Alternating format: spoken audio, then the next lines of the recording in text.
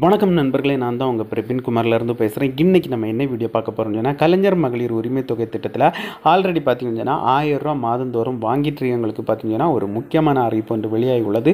So அதுக்கப்புறம் பார்த்தீங்கன்னா இதுவரைக்கும் இந்த கலைஞர் மகளிர் உரிமை தொகை திட்டத்தில் யாரெல்லாம் இந்த திட்டத்தில் சேரலையோ, யாரெல்லாம் சேர்ந்து ரிஜெக்ட் பண்ணப்பட்டாங்களோ அவங்களுக்கும் பார்த்தீங்கன்னா ஒரு முக்கியமான அறிவிப்பு ஒன்று வெளியாகி உள்ளது. இந்த அறிவிப்பை பற்றி தான் நம்ம இந்த வீடியோவில் பார்க்க போகிறோம். ஸோ அதனால் இந்த வீடியோ நீங்கள் ஸ்கிப் பண்ணாமல் கடைசி வரைக்கும் பாருங்கள். இதே மாதிரி பயனுள்ள வீடியோலாம் தொடர்ந்து நம்ம சேனல் வந்துட்டு இருக்கோம். ஃபஸ்ட் டைம் நீங்கள் நம்ம சேனலில் பார்க்குறீங்க சப்ஸ்கிரைப் பண்ணி சப்போர்ட் பண்ணுங்கள். வாங்க ஃப்ரெண்ட்ஸ், நம்ம வீடியோக்குள்ளே போகலாம். ஃப்ரெண்ட்ஸ், இந்த கலைஞர் மகளிர் உரிமை தொகை திட்டத்தில் பார்த்தீங்கன்னு சொன்னால் இதுவரைக்கும் தகுதியான பெண்களின் வங்கி கணக்கில் பார்த்தீங்கன்னு சொன்னால் மாதந்தோறும் 15ஆம் தேதி 1000 ரூபா செலுத்திட்டு வராங்க. இந்த நிலையில் பார்த்தீங்கன்னு சொன்னால் நிறைய பேர் தகுதியாக இருந்து அவங்களுடைய வங்கி கணக்கில் இன்னும் பணம் வராமல் இருக்குது. இந்த திட்டத்தில் அவங்கள இன்னும் இணைக்காமலே இருக்காங்க. ஸோ அப்படி இணைக்காமல் இருந்து ரிஜெக்ட் பண்ணவங்களும் இன்னும் புதிதாட்டு யாரெல்லாம் அப்ளை பண்ண அவங்களுக்கு பார்த்தீங்கன்னா ஒரு முக்கியமான அறிவிப்பு ஒன்று வெளியாகியுள்ளது. மேலும் பார்த்தீங்கன்னா ஆல்ரெடி இந்த திட்டத்தில் பணம் வாங்கிட்டு இருக்கவங்களும் கட்டாயம் இதை முடிக்கணும்னு சொல்லிட்டு அவங்களுக்கும் ஒரு அறிவிப்பு வழியாகல. இந்த 2 அறிவிப்பை பற்றி தான் நம்ம இந்த வீடியோவில் பார்க்க போகிறோம்.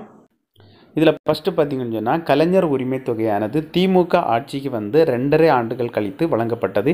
இதில் பல வரைமுறைகளை வகுத்ததால் அனைத்து பெண்களுக்கும் கிடைக்கவில்லை. நாளடைவில் இந்த உரிமை தொகையானது அனைத்து பெண்களுக்கும் கிடைக்க வேண்டும் என்று கோரிக்கை வைத்தனர். இதன்படி பார்த்தீங்கன்னு சொன்னால் 2வது முறையாக இந்த 1000 ரூபாய் கிடைக்காதவர்களுக்கு மீண்டும் விண்ணப்பிக்கும்படி அறிவிப்பு வெளியானது. மேலும் இதில் பெண்கள் மறுவாழ்வு மையத்தில் இருக்கும் பெண்கள் இவ்வாறு இருக்கையில் பலருக்கு ஒப்புதல் அளிக்கப்படும். அவர்களும் வங்கி கணக்கில் 1000 ரூபாய் வருவதில்லை. இதற்கு முக்கிய காரணம் வங்கி கணக்கு எண்ணானது செயலில் இல்லாமல் இருப்பது சரிவர தான் காரணம் என கூறுகின்றனர். இவர்கள் விண்ணப்பத்தில் அளித்திருக்கும் வங்கி எண்ணானது தற்போது செயலில் இருக்காது. அதனால் மட்டுமே பணம் வராமல் இருக்கும்.